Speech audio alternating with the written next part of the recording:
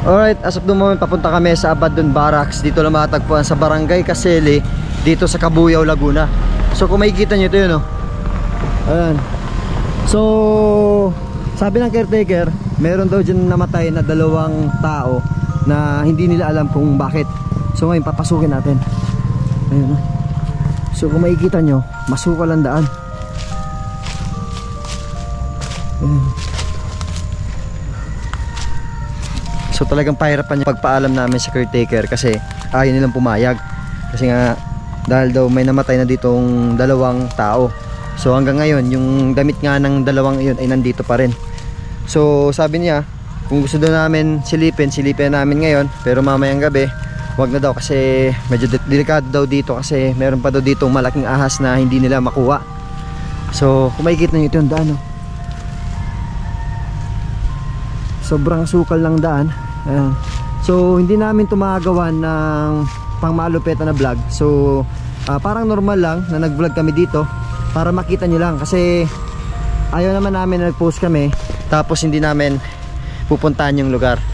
So ngayon check natin kasi marami nagsasabi sa akin ng mga vlogger, lalo ng mga paranormal investigator, na may mga studies na daw dito na talagang haunted na to. So ibig sabihin ng haunted na may mga paramdam na dito na hindi natin maintindihan. Ayan. So ito yun, oh. Abandon Barracks dito.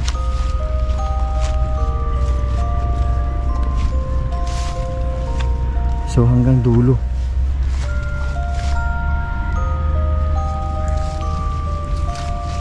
So kung makikita yung structure nito, halos bitak-bitak na yung pader. Ayan. So dito nakasarado ang pinto nitong barracks na to kasi yung mga gamit ng 2 taong namatay dito ay hanggang ngayon nandito pa rin.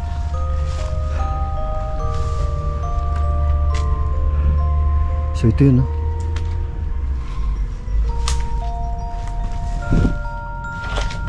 Ito, makikita nyo, ito yung bubong, halos sira-sira na. Ayun, makikita nyo, meron pa nakakalat na short. So hanggang dulo. So makikita nyo yung mga kahoy, kalat-kalat na rin. Yung mga dahon, nagsilaglagan na rin dito. Ayun, oh. So ito yung loob ng abandonadong barracks na to. Ilaw daw barkada.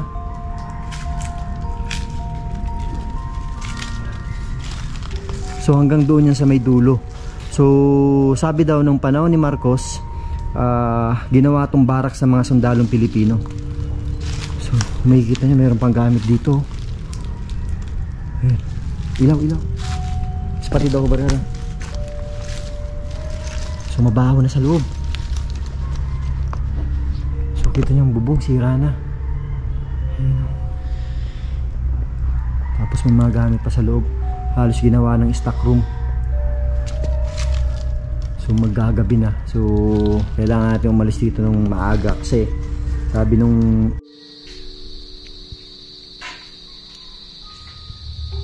caretaker, hindi sila papayag na gabi kami mag vlog dito. Kasi delikado raw. Kasi delikado. Ilaw daw ba na? Ayun, may lumipad na manok. Ayan, spot ba rin? So dito tayo sa unang room ng kwartong ito. Spot ba rin? Spot lang, hindi ilaw. So ito yung parang may kortina pa. Kaya hindi ko alam kung saan namatay yung 2 tao dito na sinasabi ng caretaker. So kung makikita nyo, napakasukal na ng daan dito. Ayun, no? Ito yun. Spot, balik lumon. Ayun, no? So ito yung mga gamit pang naiwan dito. Hindi ko na spot, yung ilaw. So hindi natin pwedeng pasukin kasi may mga gamit pa dito naiwan. Ayun, no? Kung makikita nyo, may mga gamit po. So halos nandun pa yung short. So dito naman sa kabilang room.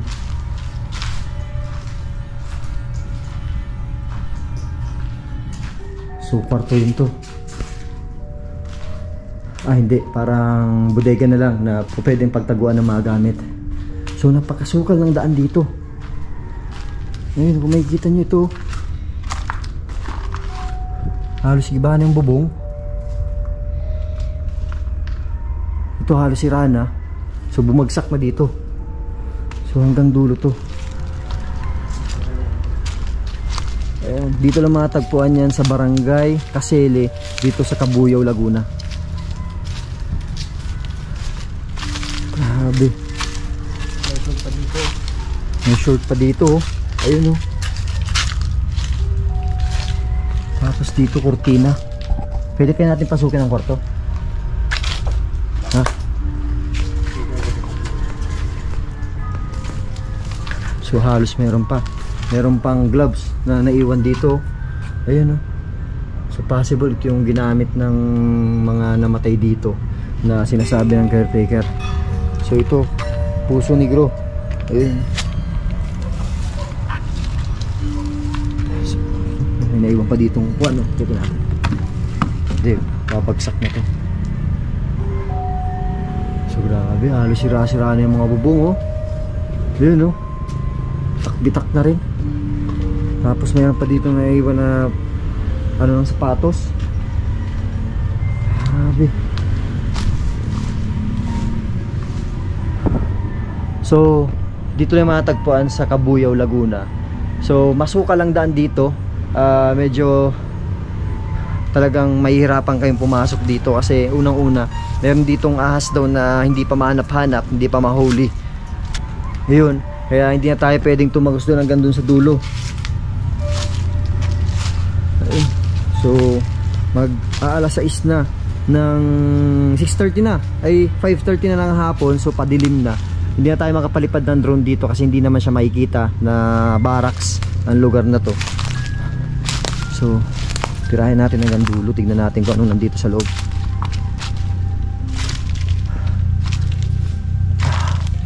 Grabe. Ang sukal ng daan dito. Ayan, so ito yung naging barracks ng sundalong Pilipino nung panahong Marcos. Ayan no. Halos yung mga yero nakasarabit na rin dito sa lugar na to. Dito sa mga pundasyon ng barracks na to nakasabit na, halos sira-sira na talaga. Ayun no. Grabe dito. Tapos yung mga sanga ng kahoy kitang-kita na dito. Ayun. So medyo naalangan ako kasi yung ahas ng kinakatakutan ko dito baka biglang lumabas. So malayo pa naman ang ospital dito. Tapos hindi na natin mapasok yan kasi delikado na.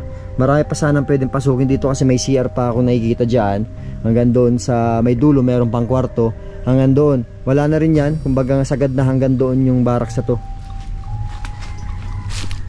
Kaping suka ng daan na to. So dito lang yan sa Cabuyao, Laguna matatagpuan. So malapit lang to sa bahay ng dating Presidenteng Marcos. Hanggang ngayon kasalukuyan yung anak. So makikita natin dito na talagang historical to. So panahon ng Marcos naging barracks to. So ibig sabihin talagang hindi na nga talaga naalagaan. Kasi talagang sira-sira na rin. So at least nakita nyo yung lugar dito. Alright, so paalam na ako sa Papa AJ to. Peace out. Makuha kitang picture, barkada.